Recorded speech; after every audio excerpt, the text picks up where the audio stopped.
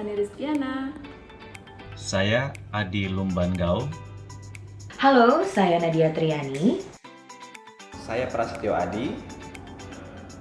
Halo, saya Faradiana. Halo, saya Marwa Abdullah Talib.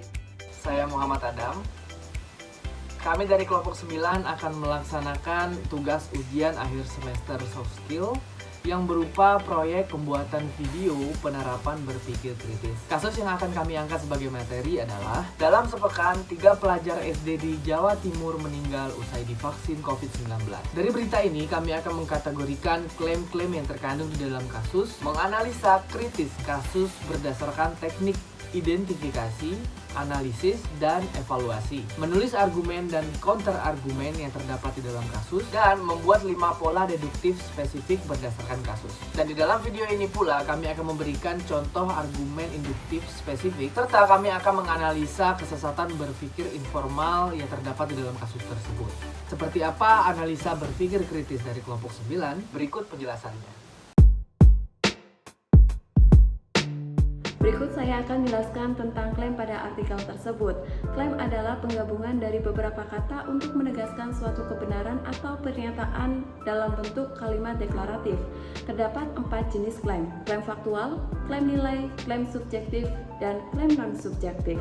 1. Klaim faktual dalam artikel, yaitu Bayu, Naura, dan Ramdan mengikuti vaksin COVID-19 dosis 1 untuk anak usia 6-11 tahun sebelum mereka meninggal. Klaim ini merupakan klaim faktual karena tidak bersifat mengarahkan dan apa adanya. 2. Klaim nilai dalam artikel, yaitu vaksin COVID-19 belum terbukti menjadi penyebab kematian ketiga anak tersebut karena tidak adanya bukti yang kuat dalam kasus ini. Klaim ini merupakan klaim nilai karena bersifat mengarahkan dan termasuk dalam nilai klaim positif. 3. Klaim subjektif pada artikel, yaitu Komnas KIPI menyimpulkan meninggalnya ketiga pelajar tersebut, Bayu, Naura, dan Ramdan, bukan karena vaksinasi. Klaim ini merupakan klaim subjektif karena kebenaran ini hanya disepakati oleh Komnas KIPI, tidak mengacu pada kriteria impersonal. 4. Klaim non-subjektif pada artikel, yaitu setelah melakukan vaksin COVID-19 seseorang akan mengalami KIPI, gejala medis yang dapat terjadi setelah vaksinasi atau imunisasi. Klaim ini merupakan klaim non-subjektif karena kebenaran ini disepakati bersama. Setelah membaca dan memahami topik, dalam sepekan 3 pelajar sekolah dasar di Jawa Timur meninggal usai divaksin COVID-19. Saya dapat menganalisis krisis kasus tersebut bahwa ketiga pelajar tersebut meninggal bukan karena akibat dari vaksinasi. Pertama adalah salah bahwa Muhammad Bayu Setiawan meninggal bukan karena vaksinasi. Awalnya muntah-muntah dan pelajar tersebut meninggal dalam perjalanan pada saat menuju puskesmas. Namun setelah sampai di puskesmas, belum sempat diperiksa, sudah langsung dibawa pulang oleh kedua orang tuanya. Pelajar yang kedua, yaitu Naura Sabrina, meninggal bukan karena vaksinasi, melainkan karena adanya pendarahan pada saluran pencernaannya, sehingga menimbulkan efek muntah-muntah dan panas tinggi. Dan kebetulan kejadiannya tidak lama setelah dia mendapatkan vaksinasi, sehingga dikait-kaitkan penyebab meninggalnya karena faktor setelah mendapatkan vaksinasi tersebut. Yang ketiga adalah pelajar yang bernama Ramdan yang dikabarkan meninggal karena vaksinasi juga. Adalah salah bahwa pelajar tersebut meninggal karena vaksinasi, tetapi dia meninggal karena terjatuh dan tidak sadarkan diri pada saat main game bersama teman-temannya. Awalnya dikira bercanda oleh teman-temannya, saat dibangunkan tidak bangun dan langsung dilarikan ke rumah sakit dalam keadaan sudah meninggal.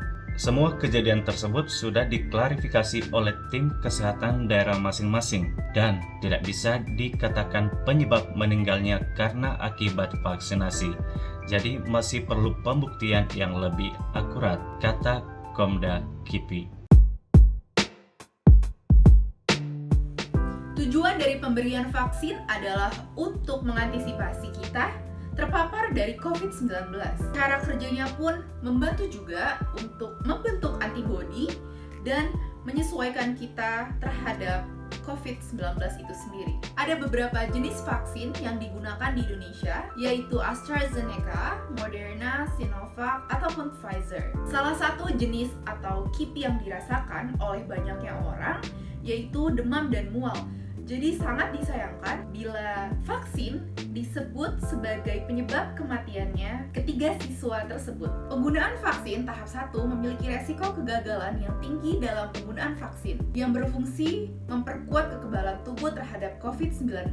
Hal ini terbukti vaksin terdapat beberapa kasus kontroversial dengan efek sampingnya yang terindikasi mempengaruhi kehilangan nyawa seseorang. Jadi, pemerintah harus memastikan resiko yang akan diberikan dalam penggunaan vaksin tersebut. Jadi, diharapkan bagi penerima vaksin harus memiliki kondisi tubuh prima. Berikut contoh dari 5 pola argumen deduktif. Yang pertama, contoh silogisme. Semua kasus kematian bukan disebabkan efek dari vaksin yang diberikan. Naura meninggal karena pendarahan pencernaan.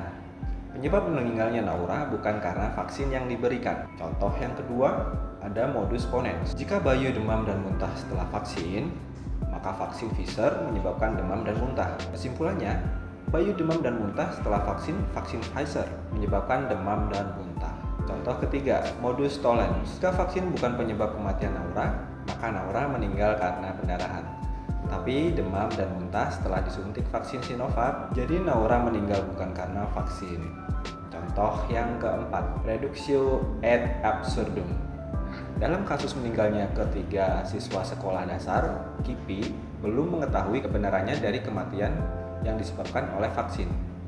Jika klaim itu benar, kematian bukan disebabkan oleh vaksin yang diberikan. Tidak mungkin Bayu dan Naura mengalami demam dan muntah.